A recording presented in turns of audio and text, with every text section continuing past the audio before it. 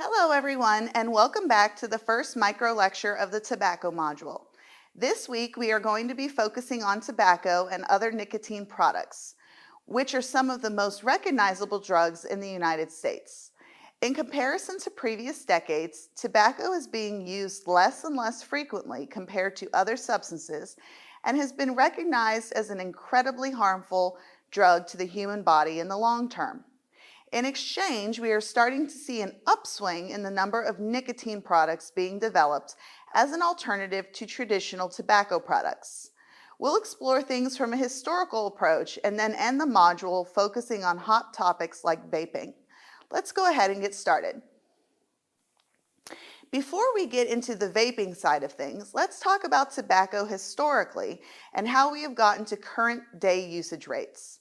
So to begin with, we clearly know that tobacco usage of any kind is harmful to our bodies and is the root cause of many diseases and cancers that millions of people will experience every year. Currently, tobacco use is the leading preventable cause of disease and premature death in the United States. Over 480,000 people die annually in the U.S. alone from tobacco use or the resounding effects of tobacco use from over the years. This accounts for roughly 1 in 5 deaths annually, or 1,300 people per day. Furthermore, smokers die roughly 10 years earlier than those people who do not smoke.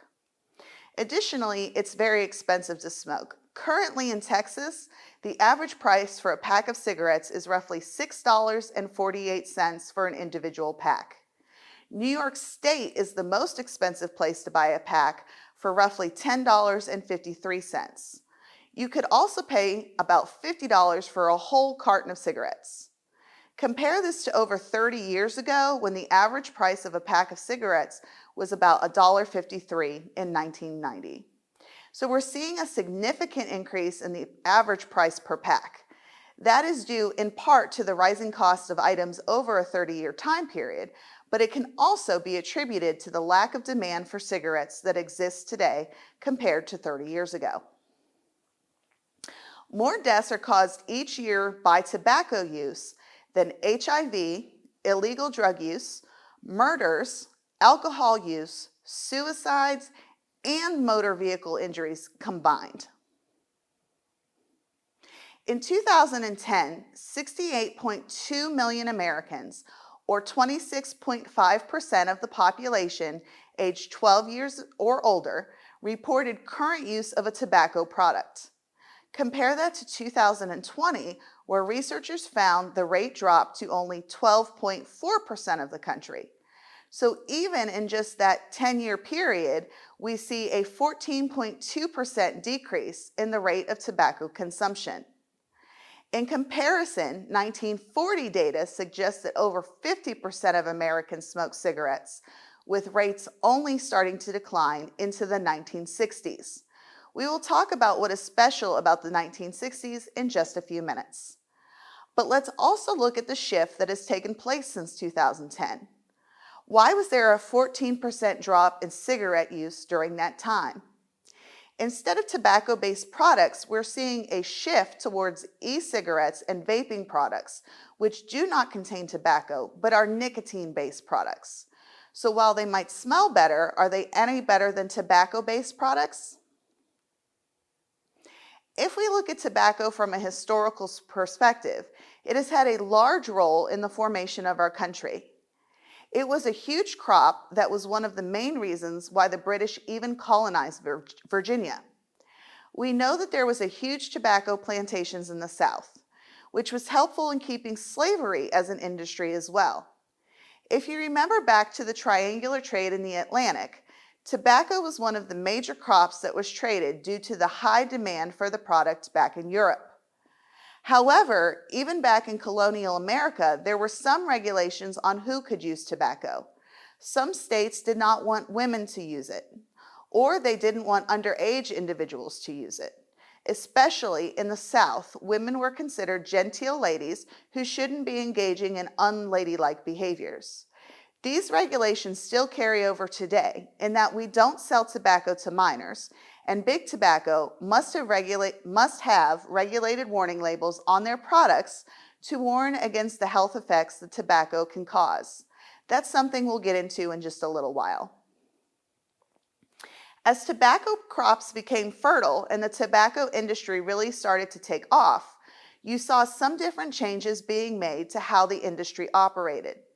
For a while, the most popular smoking tobacco was produced for pipes. Gentlemen would have their evening smoke away from the women and would sit around smoking from their prized pipes. Later, cigars became the newest rage, and suddenly there was a high demand for quality cigars, especially among the upper classes. However, the problem with cigars is that they are obviously bigger than what can fit in a smoking pipe, which means you will have to put more tobacco in an individual cigar. That means more cost and more profit for the manufacturer. Adversely, that also means that there are consumer groups that cannot afford to smoke tobacco and would need to keep hand-rolling cigarettes. This left a gap in the market, which tobacco manufacturers sure took advantage of. Most people in the 1800s would hand-roll a cigarette, like in this picture, showing that you don't need the outside leaves that you would need for a cigar, like you would see here. You simply need a rolling paper. That was cheaper to produce, but it also takes time to hand roll cigarettes, which then increases the cost associated with them. And if you're trying to find a cheap alternative to the cigar, you would have to be able to mass produce cigarettes and to do so quickly. Enter the cigarette rolling machine. The cigarette rolling machine replaced the cigarette girls and became the solution to mass producing cigarettes, which left hand-rolled cigars out in the dust, except for those who were rich and who could afford them. Modern cigarette machines can roll about 3,600 a minute, which brought the cost way down. There is one section of the country in which tobacco grows the best. In the deep Atlantic South, Nicotiana tabacum grows so well due to the type of soil found there. Most of our tobacco crops are grown in North Carolina, and that's where we would see the majority of flue-cured tobacco coming from. In order to flue-cure tobacco, what do you need? Where would you see a flue most commonly at? In chimneys. While we still have tobacco crops in the U.S., the rate of production is considerably less than it has been in previous decades and even centuries. Now, most of the tobacco produced in the world comes from Central American countries that share hot tropical climates. So when you cure tobacco, you're trying to eliminate the chlorophyll content from them. You want to dry them out. Normally, you would hang them in a tobacco barn like this one, but those are now giving out in favor of large tobacco warehouses. Here is another look at some dried out tobacco. You normally flue cure for a week and then you shred it and let it continue to process in the large tobacco silos for about a year.